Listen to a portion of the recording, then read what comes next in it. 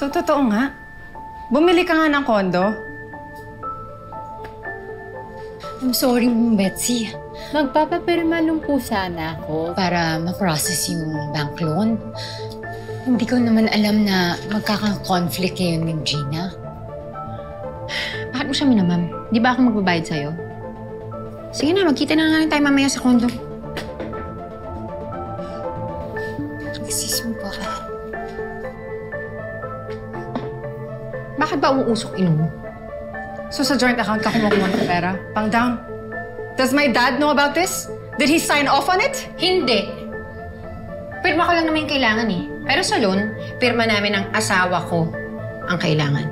Betsy, tapatin mo nga ako. Ilang milyon ang balak mong kunin sa daddy ko? Teka, ano bang peg mo? Investigador? Wala kang pakialam. Betsy, asawa ka lang. Anak ako, kaya may paki ako. Lalo na nakikita ko. You're taking advantage of my dad. Abusada ka na! Ano ba pinagsasasabi mo? Kung ginagastos ko man yung pera namin sa joint account namin, pera namin ng asawa ko yun. Oo, pero yung pumapasok dyan, pinaghirapan din ng mami ko, kaya wag mong bulgasin sa walang kwentang bagay! Napaka-OA mo!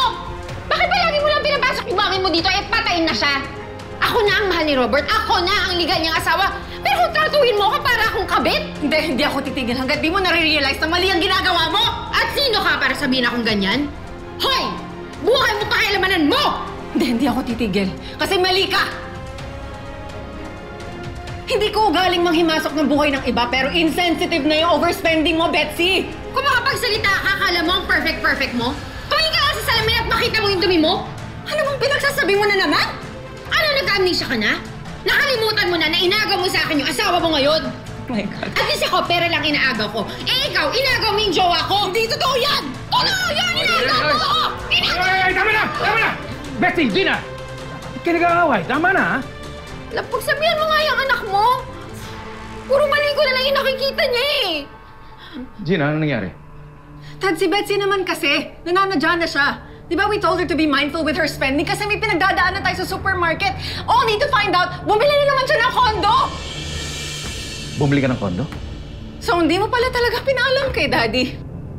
Bakit kailangan magpaalam? Mag-asawa sila. Mag-asawa nga sila. But that's supposed to be a mutual decision. Gina, alam mo ba kung bakit ko binili yung kondo? Binili ko yun para sa nanay ko. Gusto ko siyang patirahin doon dahil ayoko na ng gulo. Kasi pinaparamdam mo sa kanya, hindi naman siya welcome dito eh. Hindi totoo yan! Mana, Gina! Love, Gina!